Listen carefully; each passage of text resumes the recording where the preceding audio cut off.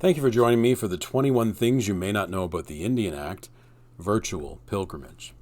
My name is the Reverend John Borthwick, and over the period of several months, I'm encouraging the congregation I serve here at St. Andrew's in Guelph to walk through the book 21 Things You May Not Know About the Indian Act. It's a powerful book, even in its briefness, to highlight in an accessible way how the Indian Act has impacted the Indigenous community since its inception just before the turn of the century in the 1900s. It's a difficult book to navigate for those who may not understand things or not have ever encountered this before. It's an accessible book in being pretty clear. Bob is amazing in his clarity of saying, here's a piece that's in the Indian Act, and here's how it impacted people. Today, I'm inviting you to consider number 12 of the things. And it's interesting to me that Bob has waited for number 12 to be this one in particular: created residential schools. It's amazing to me because we're almost 2/3 of the way through the 21 things, and now creating residential schools is mentioned. I know that Bob, I feel that Bob has a sense of building towards it by showing some of the ways in which Indigenous people's lives have been controlled and overseen, and lots of blocks and barriers to just living their life freely has happened throughout history. And now this one,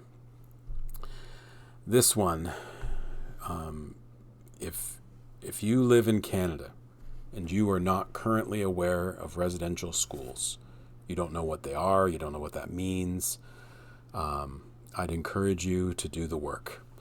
A simple Google search will give you something. But read a book like this one or other ones. Read articles, watch videos and movies, and begin to learn the impact that the creation of residential schools, the system that was imposed by the federal government across Canada, that was colluded with by the Church, Anglican, Catholic, Presbyterian, United. We need to do our learning.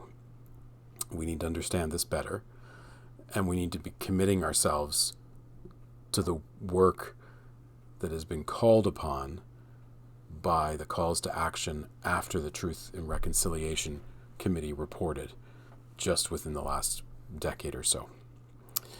So, within the book, just a couple of things to pull out, because again, my invitation to you is to read the book, to digest it. The reason I do a chapter by a chapter is to let you sit with a chapter, maybe reread the chapter this week several times. Take it in, get a sense of what the author is trying to get across to you, and also see the ways in which you maybe need to go and learn more. See the ways in which you can actually take some actions personally or advocate for those to happen in the places you serve. So for someone who may have not ever understood what the residential school system was, it is embedded into the Indian Act. It is, as Bob describes it, the most aggressive and destructive of all the Indian Act policies. He talks about how, you could get around, or you could go underground, or you could do some of the things to navigate some of these policies, some of these things in the Act.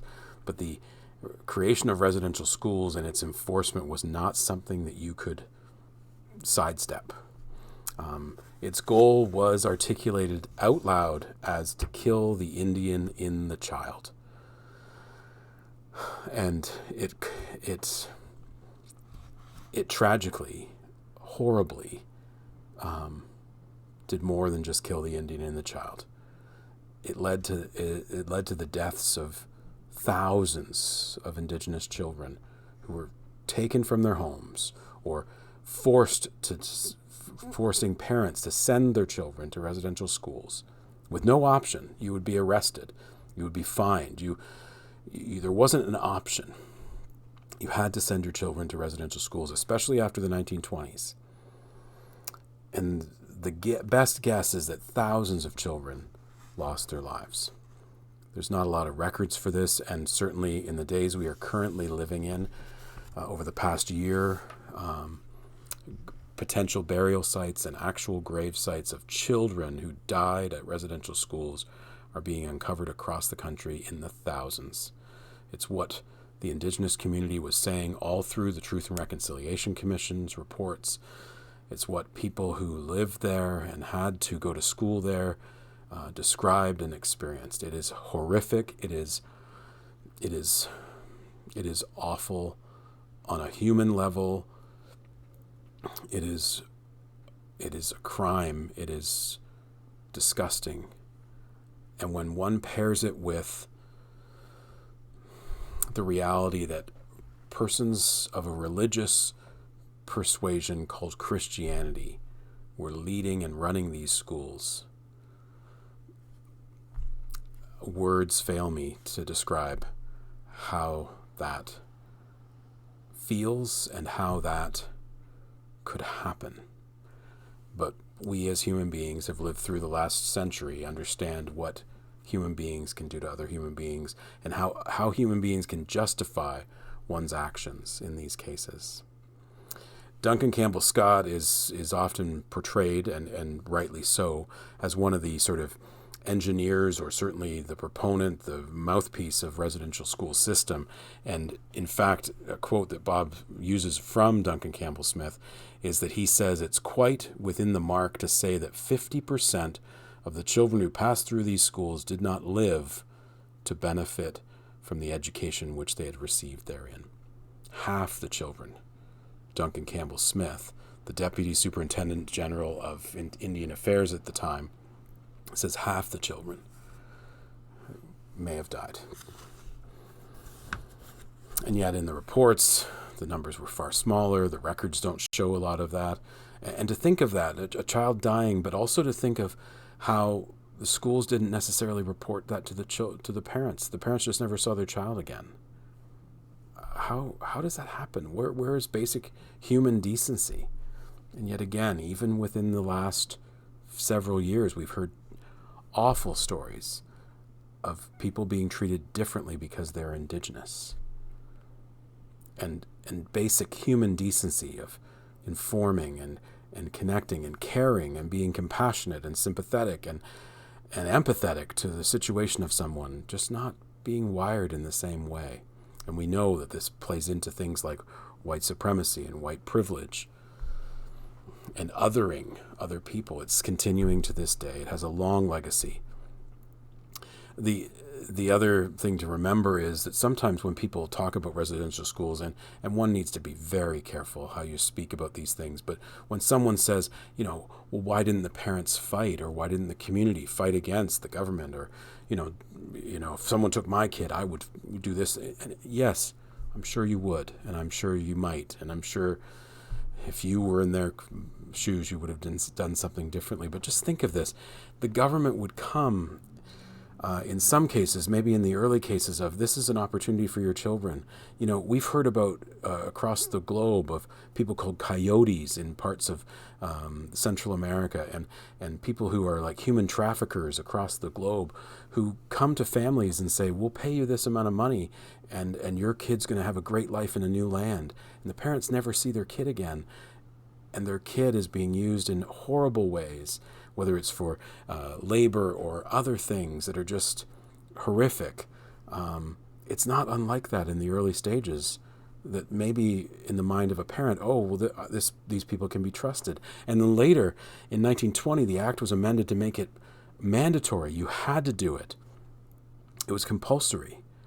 And so people with guns, police, RCMP, the Indian agent, government officials would come to people's homes and literally take their children.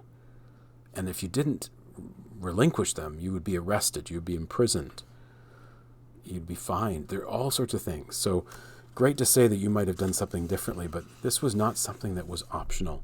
And the government used the power it had, the arm of power it had, to make sure you understood it was not optional. And it's, as you hear the stories of residential schools, it seemed that they quickly turned into a form of child labor, whether it was farming or manufacturing or something. And And when we hear the word, often paired with it these days, of cultural genocide, you can't help but take your mind to what happened to the Jews in the Second World War at the hands of the Nazis, and think to yourself of, well, were these residential schools a form of concentration camp? Because certainly that was part of the final solution, in the sense of some of these individuals were being used as laborers and helping the war effort of the Nazis before they were exterminated. Like the language of genocide and concentration camp and prison, this is the language we should be thinking of and picturing when we hear the word residential schools. There were some people who tried to speak out against this at the level of the government. There's a doctor by the name of Dr. Peter Bryce. He wrote a report. He was a medical doctor. He was actually hired by the government to go and see what was going on in the residential schools from a disease standpoint. So many people, young people, were dying of tuberculosis and other infectious diseases. So he was invited to report on it. The report never went much further. He was criticized horribly. People basically tried to keep his information from getting any further. He did eventually write a book, and the book itself, its title, is so telling. This short book that he wrote, he called it The Story of a National Crime, being an appeal for justice to the Indians of Canada, the wards of the nation, our allies in the Revolutionary War, our brothers in arms in the Great War. Some people tried, and as with many things, they were silenced, they were ridiculed, they were pushed aside. Tragically, while the residential school system did eventually end and come to a conclusion, it didn't do so until 1996. There was still a residential school operating. 1996, that's not that long ago. And within it, even as residential schools were diminishing, the activity of the government in the lives of families still was ever present. Through the 60s scoop, as it's called, where basically family and children's services workers or the government itself would come and take children from where they lived with their families because of the conditions they were living in, or how people couldn't be provided, or whatever that looked like. And parents never saw their children again. Families were broken up completely, never saw them again, didn't know where they were going. In some cases, again, the same kind of language that we hear in human trafficking of like, oh, it's going to be a better place for your kids. It's going to be great. They're going to get this, that, the other. In other cases, their kids were just there and 1 minute and gone the next. And no one did anything to stop it.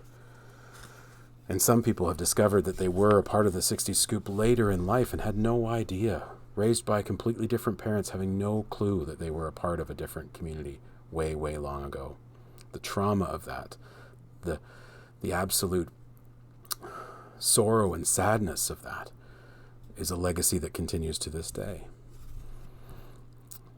The Truth and Reconciliation Commission did occur.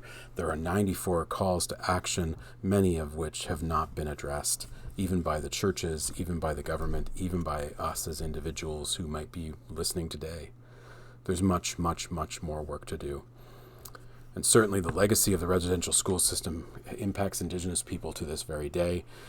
Can you imagine hearing a story yet again of finding more graves, of finding of children? Can you imagine the impact on the Indigenous community each time that's brought into the news media? And can you imagine the impact when it's not brought into the news community, the news media at all? Never mentioned. It comes up a couple of times, maybe it's a slow news day and they throw something else up about that. But it's been going on since the moment it was discovered last year in 2021, when the discoveries started to happen, and now it's happening across the country. To go through that in a forensic way to find out if there are bodies buried on these residential school lands, bodies that never had a grave marker, never were reported to anyone, people whose lives, young people, children's lives extinguished and disappeared. These are the nightmares of countries across the globe where we say those kind of things happen elsewhere. But the reality is, in Canada, we need to be aware of, we need to